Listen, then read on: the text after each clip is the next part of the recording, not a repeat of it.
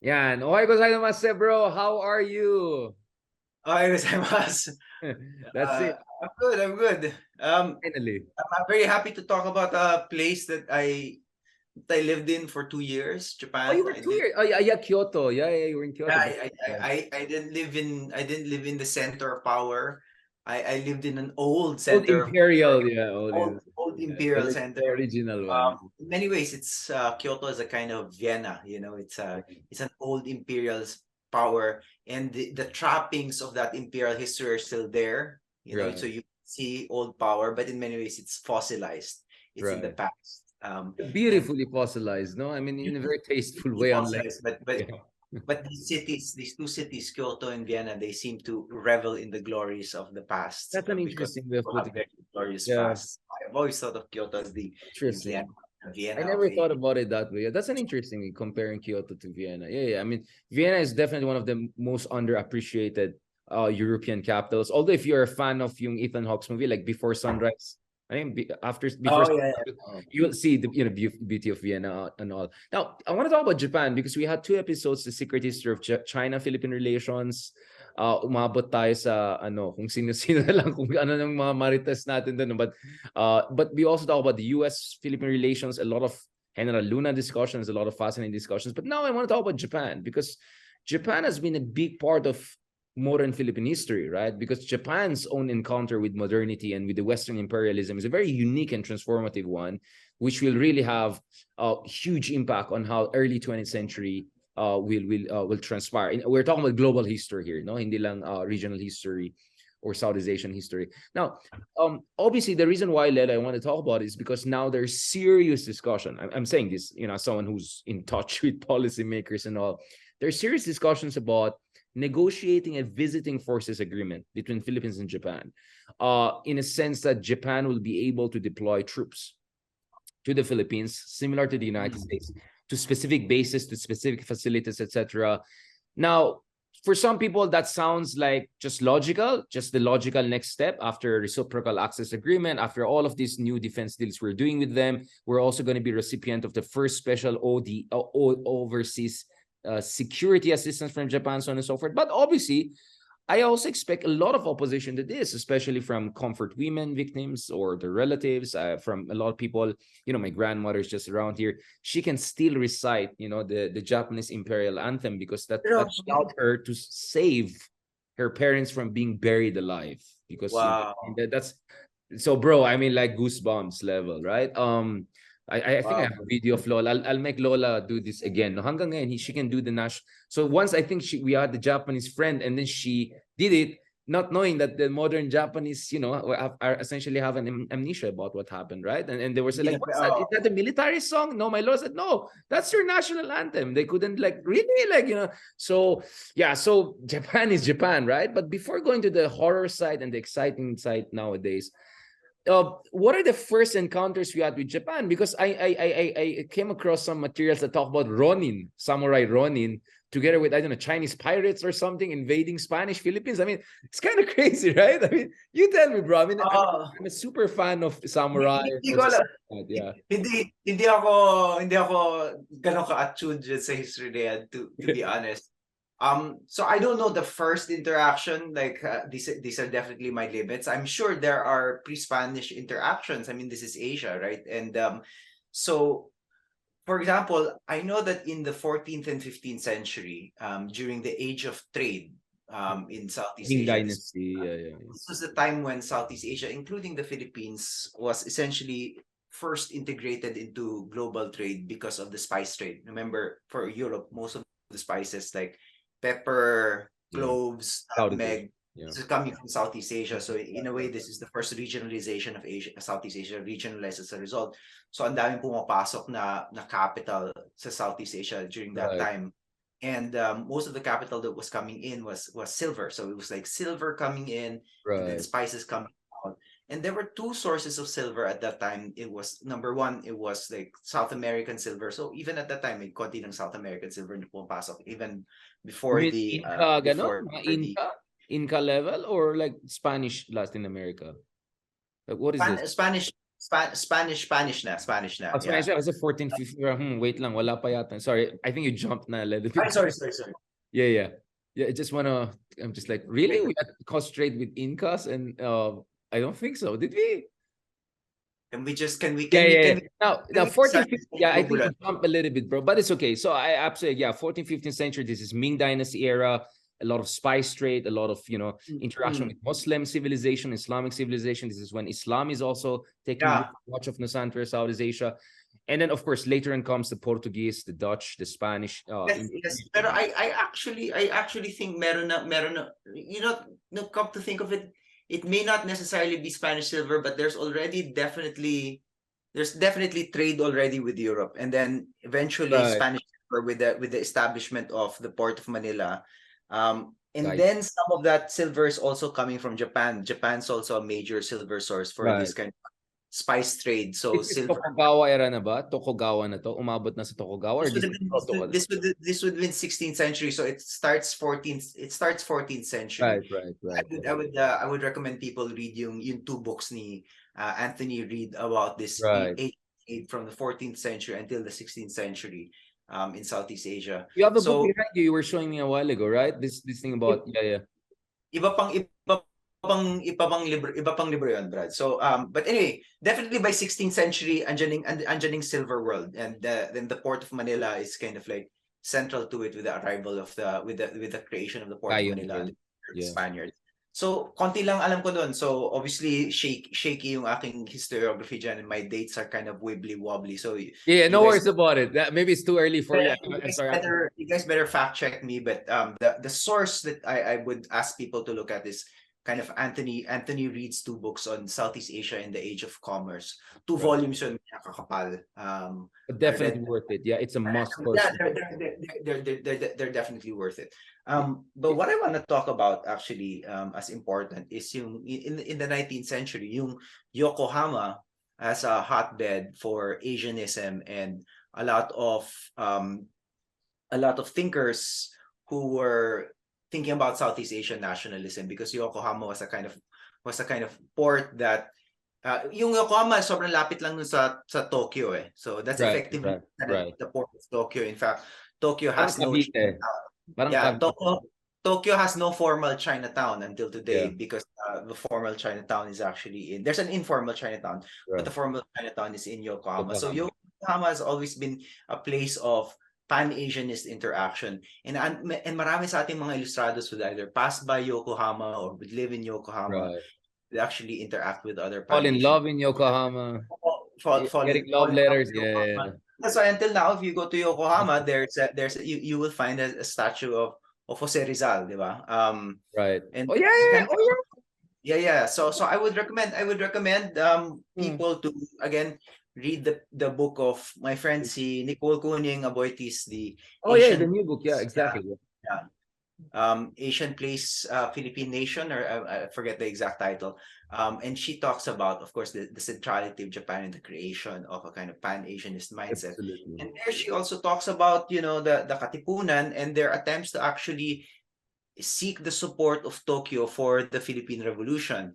Right. Because the thing at that time was this was the only way that you could make the Philippine Revolution survive, was through the help of Japan. So effectively for us, Japan was always a kind of nationalist inspiration. And the question is why? The question, of course, the answer lies in the fact that Japan was seen as the first successful country, Asian modernization in the 19th century, that they had taken what the Europeans had to offer by means of technology, and at that time, quote unquote, civilization, and had used it to enrich themselves and to turn themselves into a power that could rival European powers. This was, of course, proven by the fact that Japan had beaten the Russians, right? Which was an event that was celebrated. Sorry for cutting you, because I want to plug in also two fascinating books. One is Underground Asia. I reviewed that for Mekong Review. And actually I started with Rizal, the Rizal's Revolutionaries. Another one is also Pankaj Mishra's, The Ruins fascinating. So the day that Japan beat Russia, 1905, right? This was celebrated from Cairo to Istanbul to Isfahan, all the way to East Asia. It was celebrated by all Eastern Oriental people, whatever you want to put it, was the political correct term. But let's not forget that Japan's modernization was a traumatic event, right? Now, some of us, mga batang 90s, right? Or batang early 2000s, ay umamin. Of course, yung favorite natin, Samurai X, di ba? Si amin Kenshin din Himura. ako. Si Exactly. I'm Kenji. like super fan of Kenshin Himura, like super, super. And then for me, Actually, I like the live action, bro. I'm not the movie, the movie. the movie was really the Oh, live fast. action The ruling actor is great. kind of really nice. So and Yeah. very faithful to the cartoon. Absolutely, absolutely. So you can find it on Netflix, by the way, all the different. Hindi lang pala isa. Napanood ko lang ng isa dito sa Manila. Kami lahat mga matatandang millennial nandun kami, di ba? Back to back namin ni General Luna na. Those were the days, pre-Duterte days. But going back to this, of course, the Rurouni Kenshin, the Kenshin Himura is a story of civil war, right? This is a civil war that led to the toppling of the Tokugawa, the insular feudalistic regime, and the opening of Japan, right, to kind of a modernization and all. Now, of course, if you watch Last Samurai of Tom Cruise, if you're a little bit more Hollywood, that's also about the elimination of the remnants of old feudal Japan. So the reason I love Pankaj Mishra is because, you know, the Indian essays is because he talks about how modernity was traumatic for everyone, especially for successful countries like Japan, and how that trauma would later on come to haunt them. But yes, you're right. Japan was the first Oriental state which was successful not only against a crumbling China. This is the Sino-Japanese War, which leads later on to occupation of Taiwan and also later in Korea, but also the defeat of Russia. I mean, the Russians were, after all, European, even though we want to look at them different. They were European, right? This is Tsarist Russia. Massive humiliation. So that day was very celebrated. But Japan was increasingly also openly supporting, right, anti-colonial, anti-European movements, anti-European colonialism movement across Southeast Asia, etc. But there's a debate, bro. No, the debate is, was that genuine, or was that really just a cover for Japan creating an alternative empire of its own through creating a network of proxies, right? And for me, the answer is it depends, because I think in early 20th century, Japan had a much more democratic, cosmopolitan direction, which later on will go crazy, right? By 1920s and 30s and all, diba? You tell me, what is your reading of that? Because you were also based in Kyoto, in the southeast. You know, it depends, and it depends on which Japanese. If you look at Nicole's book, diba, it also depends on sinong Hapon yung kausap ng Katipunero at that time. So exactly, correct. The reason why Nicole's book is wonderful is because it looks at actually the diplomacy of the Katipunan. Hindi extensive yung diplomacy with the Japanese, but definitely they're interacting with various Japanese. And and last year ko pa binasa yung libro, so hindi ko na matandaan yung exact details. Asian plays Filipino nation, a global intellectual history. Yeah. Pero ang nangyari dyan, it depende sa kausap nila. Some were more sympathetic, some didn't want to get involved, and some really believed. Some people were thinking of this as an assertion of Japanese power. So as any state, right? And what is your read? What is your read? What's your instinct? No, my instinct is tama si Nicole, because I'm not a realist, right? I don't believe that state interests are fixed and that they're clearly defined. I believe that hindi siya monolithic. I believe that depending on who you talk to, like iba-iba talaga yung lumalabas sa state interest, and that I think becomes very clear with yung Katipunan interactions with Japan. And you know, there's evidence that, by the way, just to backtrack a little bit, there's also evidence that Rizal, of course, believed that the only way the revolution would survive would be through Japanese help, right? Because the Philippines was really just, I mean, the Katipunan was a secret society. I mean, let's remember, the Katipunan was a secret society. It was a vanguard organization. When you say vanguard organization, effectively, you're saying maliit yan. Kasi kung secret ka at malaki ka, madidiscover ka kagad. So it was a small, fledgling society. They were forced into revolution because they were discovered. So in many ways, they were not ready. So kung nagkakandara pa ka na ganyan, effectively, kailangan mo talaga ng some kind of external support. And that's why many of them look to Japan. Kasi at the time, sino pa ba? I mean, who else in Asia would you have? This was possibly your, if not the only, then definitely the best example of Asian strength that you can find. Ikaw, what are your thoughts on this issue? Yeah, no, ako, for me, I think there was, I mean, if you look at the Japanese poetry, right, it was fascinating. There was this line about, like, from the Arabs' poetry, from the Chinese, literature, like there was a lot of romanticism going on there, right? Because remember, after the traumatic first 25 years of modernization, after a major restoration, suddenly a lot of Japanese were feeling like, what's going on with us? Why are we parroting Western clothing and all of that? Like, there was this search for authenticity. So I think Japan's attempt to rediscover itself inevitably led them to have a much more pan-Asian understanding of themselves. So I think there was really a genuine, some really top intellectuals. The names are not at the top of my head, but I can cite them later on in my. I kind of cited some of them in some of my works. Pankaj Mishra does a fantastic job. Like, so I think there were some genuine attempts as being the engine of revival of Asia, because there was an understanding Asia was once great and can become great again, right? I think the Japanese had that strong set. So I think there was a moment of real true cosmopolitan romanticism. And that's why I think, Ilustrados, Chinese nationalist, Indian, Tagore types, they would find a very, very welcoming place in Japan, which was not kunyari lang. I think there was a lot of genuine appreciation for Pan-Asianism.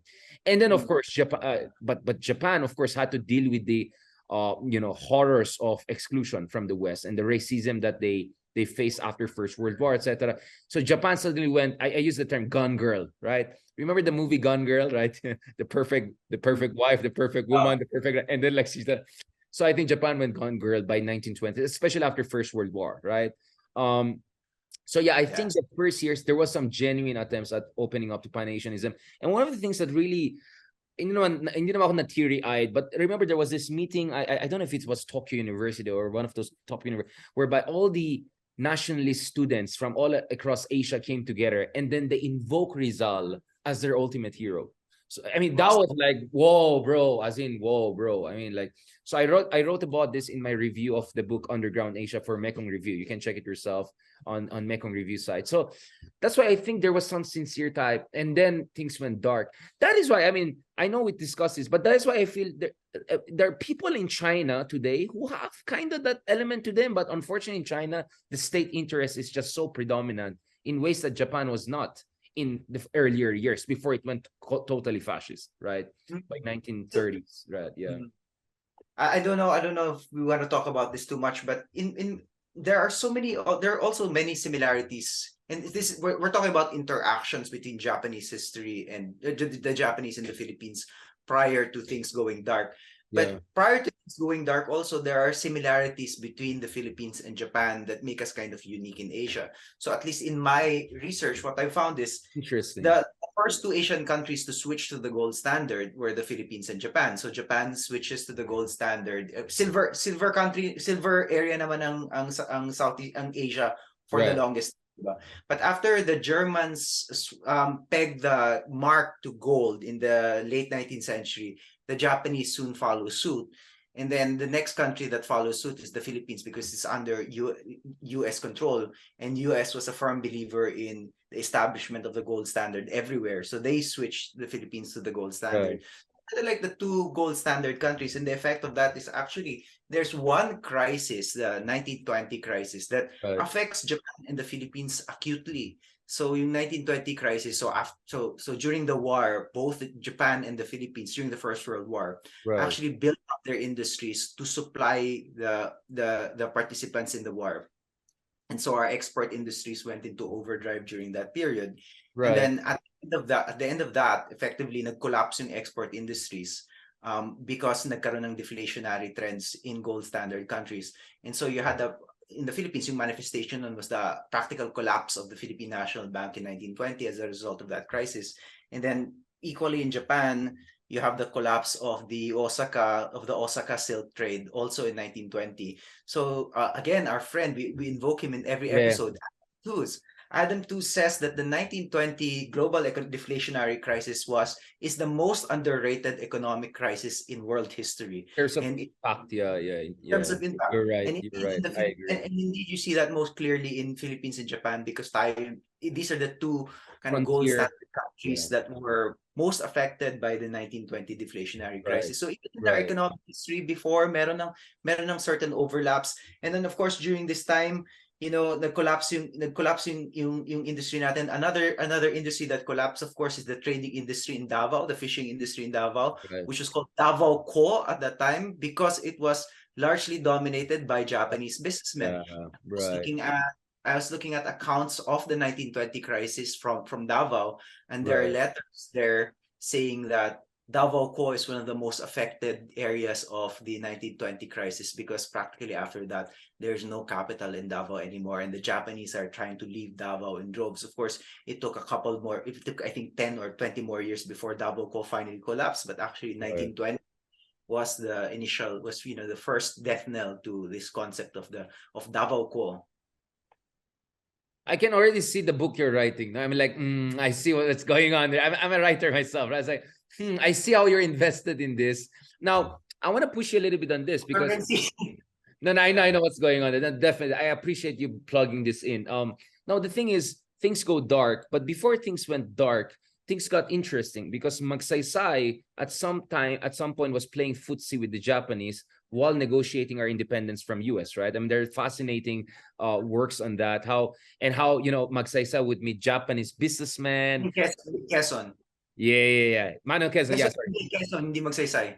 I'm sorry, Manuel Quezon. Sorry, this I measure late na. Sorry, Manuel Quezon, right? So while he was pushing for the independence from the U.S., he's also playing footsie with the Japanese, and you could see really Manuel Quezon was really in tough spot because he wanted to reassure the Americans that Japan would become a threat if ever Philippines becomes an independent nation, because there were some strategists in the U.S. who were worried, especially the fire kind of people, that if the Philippines becomes independent, it will become a protectorate of Japan very shortly. So Manuel Quezon had to constantly reassure both sides. Once the Philippines is going to go on its own, it's going to be a reliable partner and not a source of threat or not a base, right, for the enemy state, right? It was a very difficult, delicate thing happening there. At the same time, Manuel Quezon was getting a little bit too cozy with Japanese business interests, right? Which kind of reminds you of like, hindi naman pogo level, but you know what I'm saying? Like they were like, I was like, what's going on here, diba? So I think Manuel Quezon was in a situation where Duterte would later find himself, or someone like Marcos Jr. is finding himself, right? Which is this very tricky situation where US is kind of going away, but still dominant. And then there's really a fast rising power nearby, giving you all sorts of nice ideas about the future and brotherhood and blah, blah, blah, blah, blah. And this is also when Japan was moving in a very dark direction, moving into Manchuria, so on and so forth. So, and then you could see Manuel Quezon was kind of in denial about it. He had an interest to play down the imperialist side of Japan because he wanted to get independent. I don't know, like I find it fascinating as a international relations scholar. Like I see a lot of parallels between what was happening then and what's happening today. But you tell me, like, how do you understand the Manuel Quezon kind of triangulation, or you just rather leave it to me and let's move forward? Yeah. I mean, totoo naman talaga siya, and we really, in terms of yung intensity of Japanese business in the Philippines, I think again, maalala naman natin si Duterte, because Davao is really the center of this. Yeah, exactly. Yeah. 1930s and 40s, diba? There's an academic friend of mine called this in many ways the age of global tuna, because Davao, General Santos City, these were places that were part of that age of tuna. And alam niyo yung katsubushi? You know what katsubushi is? Right. Na sinishave mo tapos nilalagay mo on top of the Japanese of fish. There was a lot of katsubushi apparently being produced in Davao during this time, during this so-called age of tuna. So definitely meron ka ng Japanese business interests here, and the way we study this is we have to really deepen our study of Mindanao.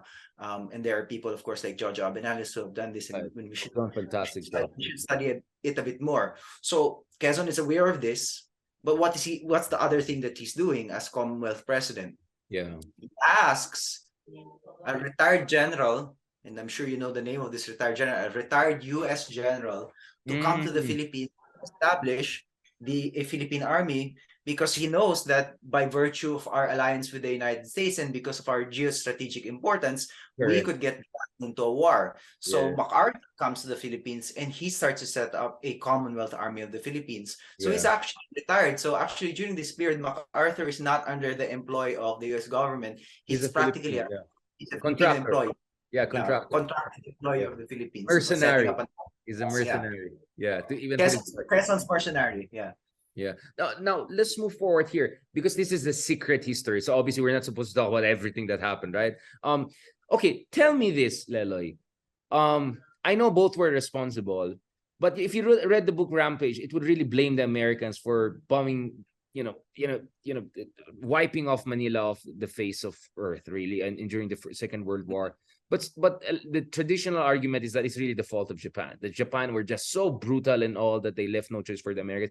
You tell me about that. Like, how should we blame everything on Japan, or to what degree is the devastation of the Philippines, especially Manila towards the end of the war, blamable on the Japanese? Because I know Madam Frankie wrote something about this, about how brutal the Japanese were. They were like even killing like even pets and all, right? Really leaving no living thing behind. But then you have this book Rampage, which says like, the Americans didn't also have to go and bomb the whole place, right? They could have risked a little bit of their own, and they could have saved a lot of Filipino lives and of course structures and all. You tell me about that, because I think this is a bit controversial topic. I think Manuel Quezon kind of blocked me after that. I mean, the third, right? Because we had some back and forth on Twitter on this issue, and I felt he was a little bit too nice to the Americans, and then he blocked me after. Anyway, don't worry. I know you're good friends, so we don't have to get into this. But this is something tricky and controversial, so I wanted to ask your point of view on this. I'm critical of US. Weird. No, I'm very critical of US. I haven't studied this in great detail. So I would just have to punt and say, yeah, it's classic liberal answer. It's probably both. I mean, I understand like yung somebody of Manong Frankie's generation. I mean, just think of them. Parang these are the people na talagang pinamukha sa kanila ng Hapon yung brutality because I mean, this is the generation that went through the Death March, and what happened in the Bataan. So just a background, yung Bataan Death March was, of course, after the fall of Bataan, the POWs, Filipinos and Americans, had to be marched into POW camp kasi hindi naman sila pwedeng sa Bataan. So in that march, a lot of them were dehydrated. A lot of them were just collapsing, but they were forced to continue to march. And some of them, kung malaglag ka, you'd be bayoneted, right? So it was a very traumatic experience for people. In fact, it's so traumatic that if you look at the U.S. documents about bombing Hiroshima and Nagasaki, if you look at the back and forth ng White House at that time, one of the justifications for bombing Japan was they were willing to make us go through a Bataan Death March. Surely they deserve to get bombed this way. That's how. That's the Philippine. Yeah, that's where Philippines is so important again, shaping imperial strategy. Oh, that's how traumatic it was. And then of course, yung mga matatanda, alam naman natin lahat. Well, yun namamatay, halos wala na tong generation na to. Pero the people who talk to this generation, alam naman natin na ang pinakamasakit sa kanila from the Japanese ay yung sampal. Di ba? Yung sampal kasi may dignity mukha eh. That's why in Asian society, of course, like, exactly. You lose face. This was literally an act of like destroying your face, sinasampal. And this is not exclusive to the Philippines. If you look at Indonesian history, one of the reasons why Indonesians also dislike the Japanese, and why you have some of the greats of Indonesian society, like Sultan Syahrir, who's my idol in Indonesian history. They all document similar acts of brutality na related to the face, yung pagsampal talaga. It's interesting. Now, let's go to this. I like how you didn't really answer. Hindi ko sinagot, bro. Hindi ko talaga alam eh. Hindi ko alam. As for yung Americans, I mean, totoo naman. I'm sure sinira naman talaga. That's not Leloy. No, I'm just kidding. Yeah, I'm just picking. Totoo naman. I mean, yung sa sige, sagutin ko. Sorry. As the American side, totoo din naman talaga. Like parang I mean, it was one of the most destroyed cities in the world. It's a common thing to be said, like along with Warsaw, one of the most destroyed cities in the world. Berlin, after World War II. I think the problem, so I want to punt a little bit on yung American strategy because I'm not a military strategist. But where I don't want to punt is sinira ng mga Amerikano yung Manila. Did they give us enough reconstruction aid afterwards to rebuild Manila properly? And the answer is clearly no, because they spent most of their money on the Marshall Plan in Europe, right? So yun yung, sa akin, yun yung mas masakit doon eh. Because there was money to May mas masakit pa doon, di ba? They kind of gave Japan a pass. Yeah.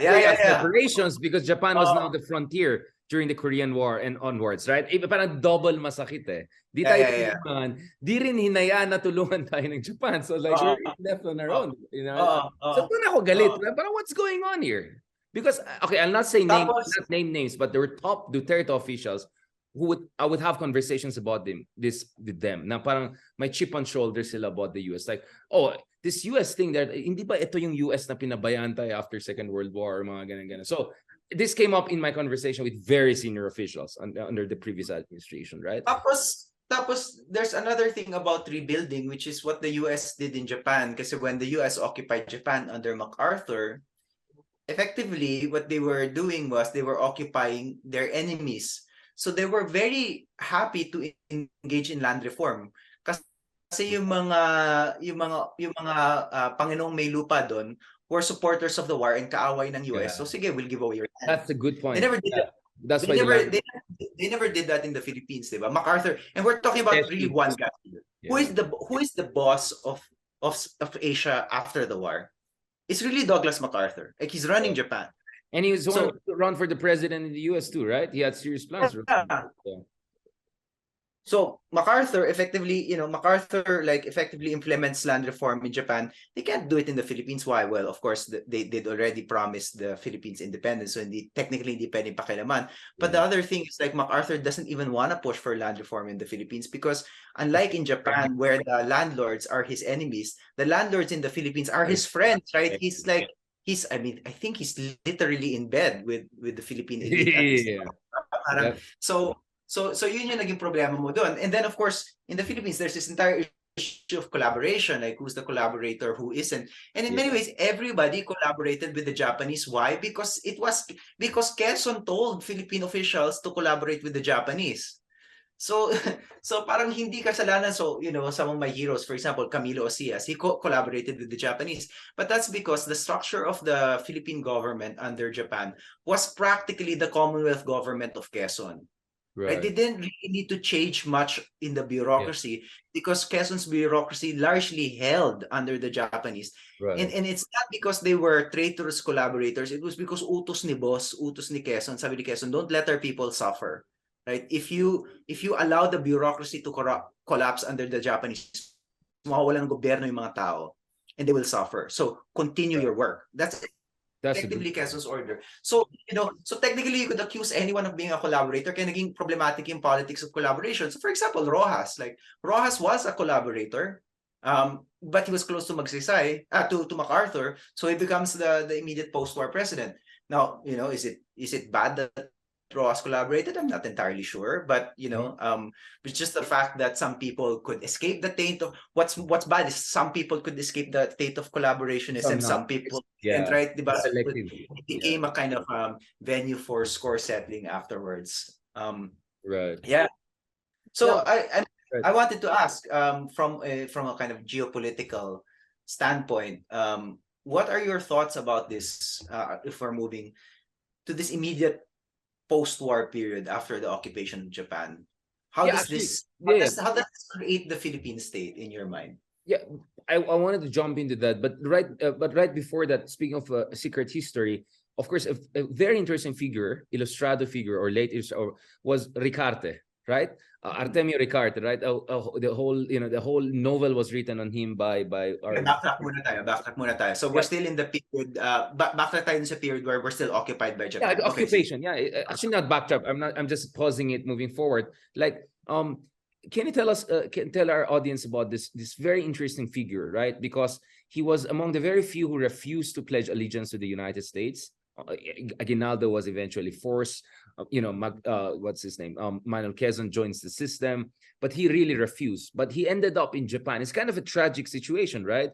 That in order to avoid, subservience to America and hold up the flag for the Philippines, he ends up in essentially fascist Japan, right? And he raises a family in fascist Japan. Then he comes back and he's together with like General Yamashita, right? I mean, he wrote super creepy stuff, right? Like when he arrived in the Philippines with the Japanese, he was the guy singing the peroration of this is the liberation of the Philippines.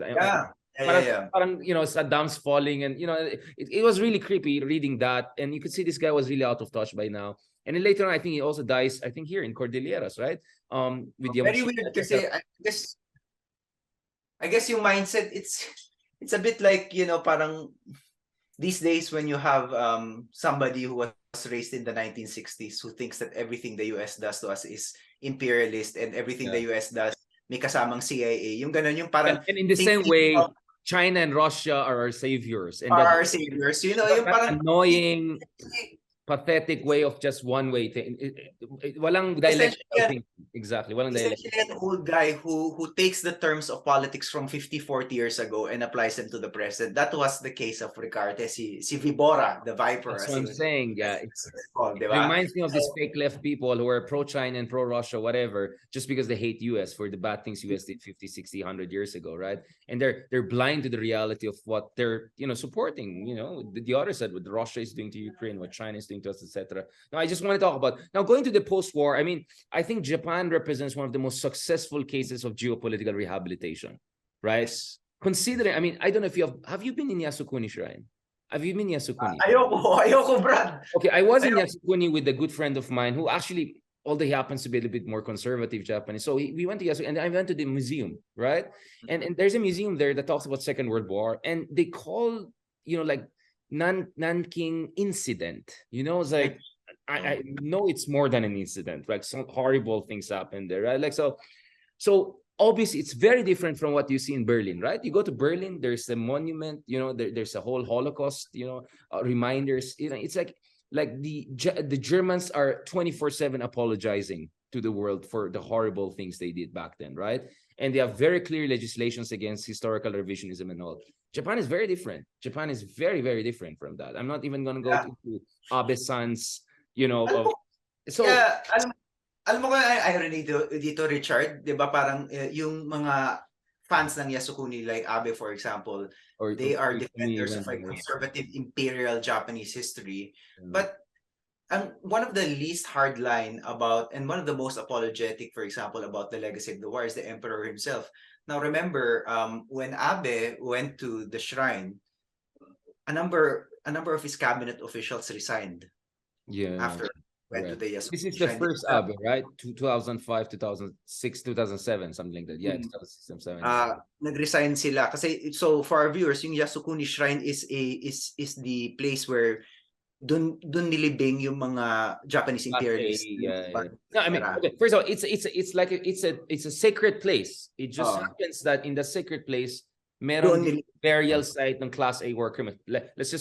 This is a sacred place. So I have all due respect for them. You know, I have a lot of respect. Pupunta dun si Prime Minister Abe. May mga ano doon, may mga buried doon na war. Yun ang nag-controversial. Otherwise, the shrine is a sacred place. It's a beautiful place.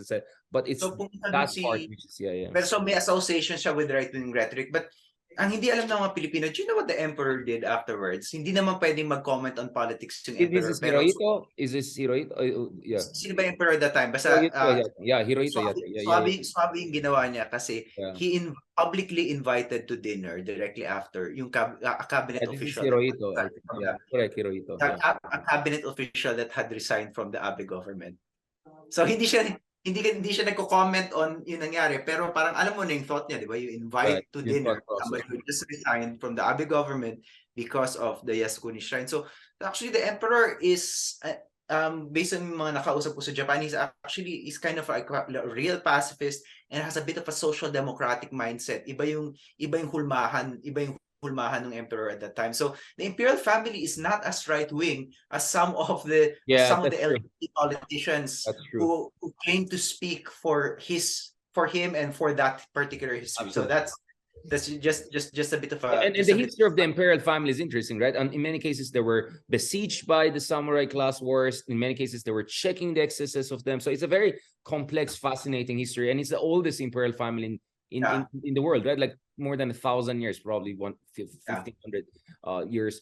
Now, going back to your question, I think, again, in spite of all of that, Japan really worked its way back into the hearts of Southeast Asia, right? I mean, Koreans don't like Japan, Chinese don't like Japan, but that's a lot of that is state-driven. But Taiwanese love Japan. Much of Southeast Asia super pro-Japan. If you look at the Institute for Southeast Asian Studies surveys of thought leaders, disclosure, I'm part of those surveys. Japan always comes on top in terms of most preferred external partner. In the Philippines, SWS Pulse Asia, number 2 priority in Japan, not from the US. So despite the lack of German style, like go, to Poland and apologize for the horrible thing, all of that, no Holocaust monument, they don't have any of those things similar in Japan. Despite all of that, still Japan was able to become a really respected and beloved, not only respected, but beloved. I call it stealth superpower, because Japan cannot have a normal military, right? Because of their constitution, but still they develop defensive capabilities, and they're playing around and moving around their Article 9 of their constitution. But you see, Japan really work its. I mean, Japan is the soft power superpower, right, of the 20th century, right? They work their way back with manga, with Dragon Ball Z, right? With all of these things we love, Samurai X, and fascinating techno culture. J-pop was a thing back in the day. Mga mas matadang millennial, alam namin J-pop. Kaya purong K-pop lang yung mga kabataan ngayon. We knew J-pop. Naabutan ko yung J-pop days, no? So for me, that's fascinating. Yeah. And then, of course, the great thing is Philippines was a special part of that strategy of rehabilitation of Japan, right? They chose ADB to be based in the Philippines. And by the way, this decision was under Macapagal, not under Marcos. Nakataon lang naman na si Marcos pumasok ng ADB na. But syempre credit grabbers, diba? But this is a Macapagal era. They chose the Philippines. So you could see how Southeast Asia and the Philippines was at the forefront of Japan's way of gaining and winning its way back into the hearts of the region. So Japan, through war, was not able to create an East Asia co-prosperity zone. But post-war, they were able to create an East Asian co-prosperity zone via their economic superpower, right? That's a fascinating thing. So in light of that, parang my favorite author of region, and kind of indirect mentor as well is si Takashi Shiraishi, or Shiraishi Takashi Sensei. And he really writes about Japan as the number 2 in Asia. So number 1, of course, si big brother si US, and then si middle brother si Japan in this US-led post-war system. Right. And talks about the Plaza Accord of 1985 as creating a kind of region that had Japan at the center of that. So what is the Plaza Accord? The Plaza Accord, effectively, maraming nangyari sa Plaza Accord, but it's named after the Plaza Hotel. So 1985 or 1984 ba, effectively na-appreciate yung yen relative to the US dollar. Let's be clear, Japan was forced to appreciate because America could not accept. So this is a Reagan strategy of forcing Japan not to compete with them, right? Yeah. Let's just kasi ang style ng Japanese is export oriented, di ba? So parang yung China ngayon, 1985, yeah. Mura yung currency, mura yung exports. Hindi na kaya ng mga Amerikano yon. So effectively, they had to raise the rate. Pinilit nila to raise the rate of the Japanese yen. And some people, many Japanese scholars think that this really initiates yung decline of yung heat ng Japanese that leads to yung, of course, yung deflationary trends ng Japan that you see until present. But anyway, yung effect ng sa Southeast Asia is you effectively have a strong yen. This is no longer therefore an export-oriented yen. This is a yen that wants to invest in places with weaker currencies because it's been appreciated. And those places with weaker currencies are effectively Southeast Asia. And so that then occasions this parang period of joint Southeast Asian Japanese projects. And yung best example yan for us, of course, is the Tamaraw FX, di ba? Yung Tamaraw FX with Toyota. Yes. Tamaraw FX, big part of our... So yung Tamaraw FX, di ba, it's a Japanese car, pero hindi na siya pwedeng made in Japan kasi mahal na yung yen, di ba? Plaza Accord. Right. So it's a Japanese car, but it's made in the Philippines where the peso is cheap and you can sell it to Philippines. Cheap car for everyone, diba? I read in a newspaper na gusto nga raw nilang ibalik yung Tamaraw FX. So effectively it creates that kind of new trading region and kind of regionalization. And Tamaraw FX is your best example of that. So I would suggest this is not necessarily this books because marami na siyang libro. Works by him, yes. Shiraishi's books are great because he is a Japanese bureaucrat scholar, but he's also an expert on Southeast Asia. So it's one of the rare examples of a guy who who has cabinet level official positions, Right, wow. who leads, for Scholar example, also. who is president of GRIPS, Graduate Research Institute Right. of Policy Studies in Japan. He's also in Indonesia as well. So a very, very unique perspective. Of course, married to one of the great literary critics of the Philippines, Carol Howe. There's no better for me. There's no better. They're married. Oh, shucks, I didn't know that. That came out. I Yeah. had no idea. Really? Oh, Yes. For me, there's no better source on kind That's of the power Southeast Asia couple. and Japan Yeah. than Shiraishi Sensei. Yeah, Really brilliant man. fascinating. Now, Idol. now let's go to the latter part of this podcast. We were supposed to make it shorter, but you and me, as always, right? We cannot. We really can't. I mean, this is it. Really, for me, what makes Japan fascinating is because it's the only major power with which, parang, regardless of kung sinong presidente ng Philippines, relations were perfect, right? Aquino loved Japan. He went there like 6 times, right? He gave this major speech in 2015 before the Japanese died and essentially said, no, Japan is not the threat. They're not the Nazi Germany. The threat is from China, and we support the Japan that is more proactive. That was a very important speech that essentially gave the green light for Abe to say there's a demand for Japan to play more proactive defense and foreign policy. Yes. And that gave also the impetus for Abe to push for, well, he didn't get the numbers to push for a revision or amendment of the Constitution, but he came up with ways to work around it, right? I mean, for instance, the doctrine of collective self-defense, blah, blah, blah. So he played the game, right? And then Duterte comes in, completely hates US, completely loves Putin and China, but loves Japan. The term uses closer than brother. And you could see, iyak na si tatay talaga nung nag-resign na si Abe. And remember, Abe resigned in 2021. I think he cried when Abe was assassinated. I won't be surprised. I think there's something really deep there. There's really deep there. And you discussed this, the Davao connection with Japan. Definitely. But the thing is this, the Japanese are just so good in dealing with whoever is the Filipino president. They're just masters of that, right?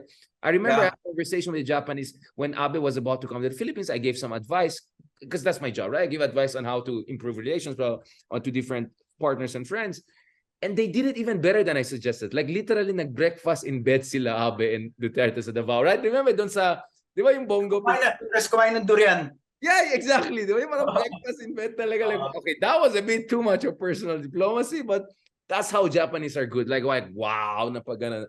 Obviously, I remember talking to an embassy official na si Duterte. Parang, are you concerned at all? Kasi galit sa US. And they're like, us? Yeah. Concerned about Duterte? Of course not. He loves us. Parang they just brushed it off. Yeah. And bro, I don't know if people... They're like, he's from Davao. Like, deep ties with the Japanese community. It goes all the way, bro. It's good. No, I mean, the thing with Japan also, bro, Abe, he did golf diplomacy with Trump. My understanding is Abe talked to Trump before Trump went to Manila. And then they had this Beshi moment with Duterte. So, like, Japan was doing this middle brother thing all along. This is the crucial phase of first 12 months of Duterte, especially from, let's say, November, elections sa US, nanalo si Trump. Remember, Abe was the first one to meet him or try to call Trump. So he was doing that. So Abe was doing a lot of things in the region, bro, especially putting Duterte, Trump together. Not that it was too difficult, but he played that middle brother, intermediary role also, from what I understand. So really fascinating thing. And remember, now the term is Indo-Pacific. I have a whole book just on the Indo-Pacific, right?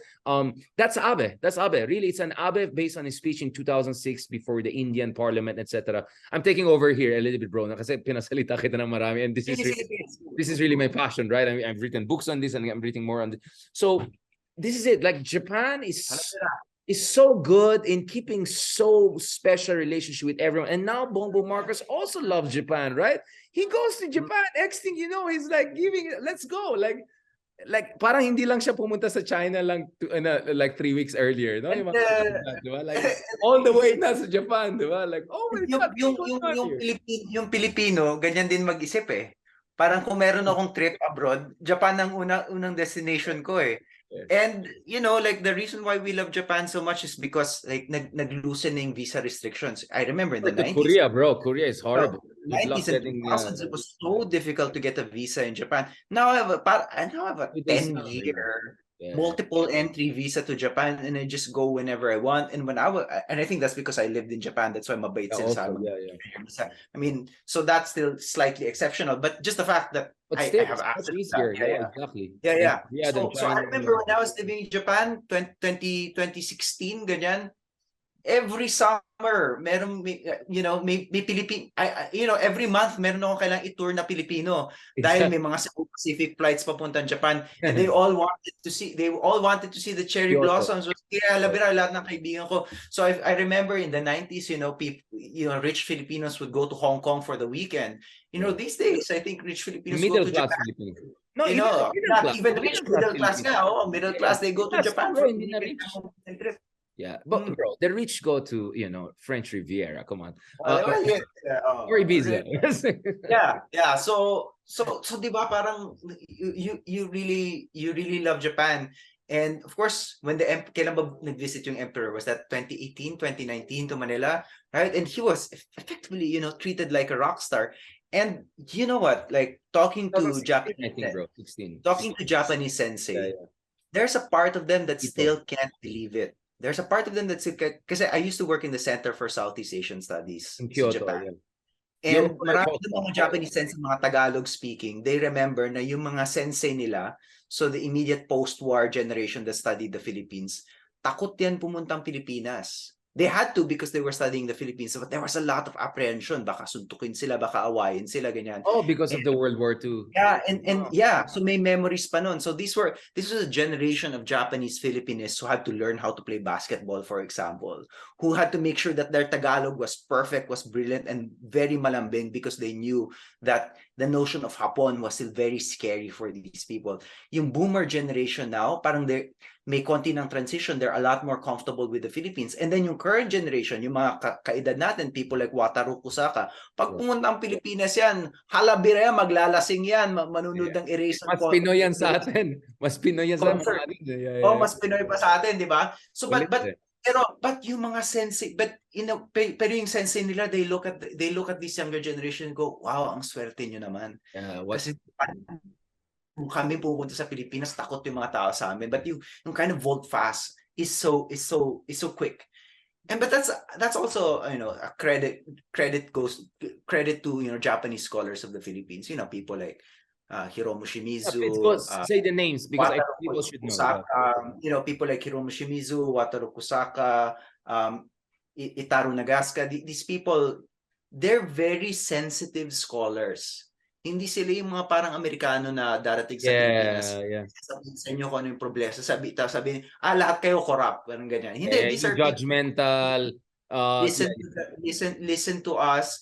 And pontificate. Yeah, they don't pontificate. And I think this is, in a way, parang a legacy of war. I know this is gonna sound weird, but I noticed that with Germans too. Sorry for cutting you. I noticed Germans are the same, especially in the Middle East, for instance. Like when Americans or British or French are there, they're kind of like annoying. But when the Germans are there, they're very in tune with the region. I don't know. I didn't want to say it because of the German but weirdly, German scholars are also similar. They're very non-Orientalist when they study the Orient. It's really from genuine respect.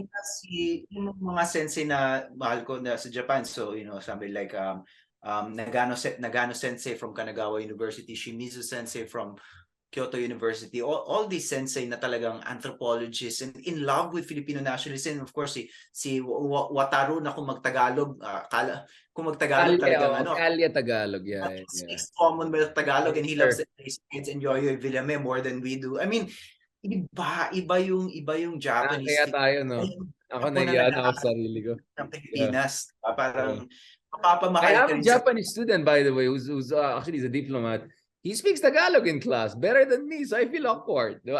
So nakakainis yung mga guy, mga hapon ng galing mag-Tagalog. Tapos yung pagka-Tagalog lang, cute. Yung talagang gangster, di ba? Yung parang si Duterte. Sapin nyo, hindi ako, di ba? By the way, Duterte cannot speak really Tagalog. Okay, anyway. Tagalog. Yeah. Let's end on this note, bro, because I know you have to go. And again, as usual, we went more than 2 hours. Just a question, bro. What do you think about this whole VFA military defense thing? I mean, because Japan seems to be entering a new era now. I mean, they're doubling their defense spending as a share of GDP. Oof, they're now getting the super majority. Who knows? Maybe even the revision of Article 9 is not as impossible as we thought. The China threat is becoming serious. They want to develop counter-strike capability. And then now VFA with the Philippines. BBM suddenly is in the middle of this. I call it the new Quad. No, remember, the Quad is India, Australia, Japan, US. But we know India was really not there. It was really alliance of convenience. But Philippines now, a fellow US ally, together with Japan, Australia, often like a lot of this happening. Like, what, as a historian, do you find an irony in it? Do you think this is so Filipino? Like, what happened? What happened now? It's a new era. Let's deal with it. How do you see it as a historian? You already know. I already Diba, about how I as see it a historian, it's not unique, diba? Because history is a history of geopolitical realignment and alignment. Diba? So hindi naman ibig sabihin na amnesia, napaka short-sighted naman to just say that that's amnesia, because I think it is a rational and correct response to the fact that there is a new imperial power, which is China. I mean, it's that simple. And we talked about Vibora earlier on, diba? Si Ricarte. The problem with Ricarte is that he's not understanding who the new imperial powers are, given particular historical junctures. And of course, the problem here is a lot of people like to think that the imperial power of their youth is still the imperial power of today. And the therefore, eternal empire. Yeah, the eternal empire fallacy. And therefore, you have to extend that struggle. But a lot of it is really just nostalgia for your youth activism. This is the problem with many of our boomer activists. Now they look at contemporary politics from the perspective of the past, and so they apply that to today, which is doesn't make any sense whatsoever, right? So I don't know. But what about the issue of, I mean, this is the thing. It's not like, I think, but Japan has to come clean on the apology to the comfort agreement. They have to take. So I've been on the record. I've told their friends. I mean, like, you need to deal with this issue. You cannot just, shove it, below the rug. I mean, because the pro-China elements are going to use that very well against you. Right? I mean, ano lang to talaga? Politika lang to. Gagamitin ng mga pro-China element tong issue ng comfort to demonize Japan. So I know Japan is very popular in the Philippines, but they have to do something about this. This is a question of sincerity. This is a question of, and these victims, they deserve something for that. No, I mean, what is it to talk about Marcos atrocities and then forget about Japan and all of that? Yeah. I don't know. Like, I just want to end on this note because I don't want to. Richard, lumalabas sa theme ng show natin, no?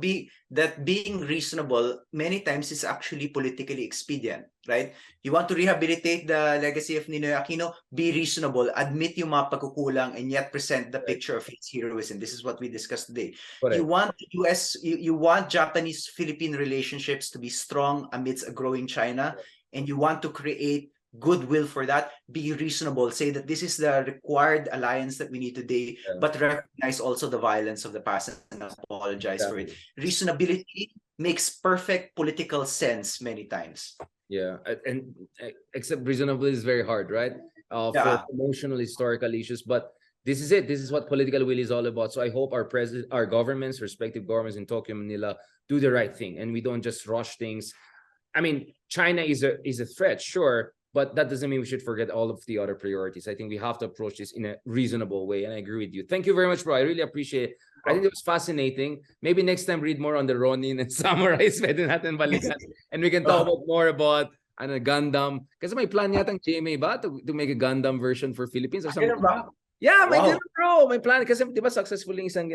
So, tapos yung si Apo Lakay, di ba? He's supposed to have yung mga robots and all of that. So, yeah, we can talk about those things, right? Voltes 5 yan, di ba? Speaking of Voltes 5, kasi may Voltes 5 din kami sa UP. Ito yung mga 5 terror profs sa math na dapat maabutan. Siguradong babaksak ka. So, talagang iniwasan dapat namin yung mga ganun, di ba? So anyway, thank you so much, bro. I really appreciate it. I know you got a jiu-jitsu to go, and I got, like a bit of sleep because later on it's my UFC fight, John Jones, Gunn. I'm super hyped up for that. So I'm watching too. Yeah, bro. That's the. I'm really. I'm having a hard time picking. I love Gunn. I think he's a fascinating guy, but John Jones, this is his chance to be the greatest of all time. They're goats. Yeah. Oh wow, it's really taking GSP as a goat. I know. Yeah, GSP is special, bro. He's now a lifestyle guru. So if you guys want to learn about keto diet, about I mean, like yung ice bathing, I don't know, shot, whatever. He's the guy, and he's a good looking guy. So he's easy on the eye if you wanna you wanna learn about easy lifestyle and all. And J-pop, let's talk about more J-pop. Kasi bro, ang conspiracy ko, the only reason na mas sikat ang K-pop is because mas marami English. Di ba yung mga parang K-pop is like Korean, and then suddenly I love you, my friend. And then, you know what I'm saying? Like they just put it more American twist, and then they beat the Japanese because the Japanese is mostly Japanese, right? So I feel the cosmopolitan thing was where the Koreans beat the Japanese. Otherwise, I'm a big fan of Japanese cinema. I'm a big fan of Japanese arts and history and all. So kaya nga, even though I'm a taekwondo guy, I've been dealing with Korean since childhood, I'm always saying, Japan, iba pa rin eh. Anyway, thank you so much, bro. I appreciate it. Speaking of Japan, Jiu-Jitsu, enjoy it. And let's talk about UFC next. Who knows? Okay. No? Let's do that. Let's do the GOAT conversation. Gun and I love these guys. They're fascinating. Thank you so much, bro. Talk to you soon.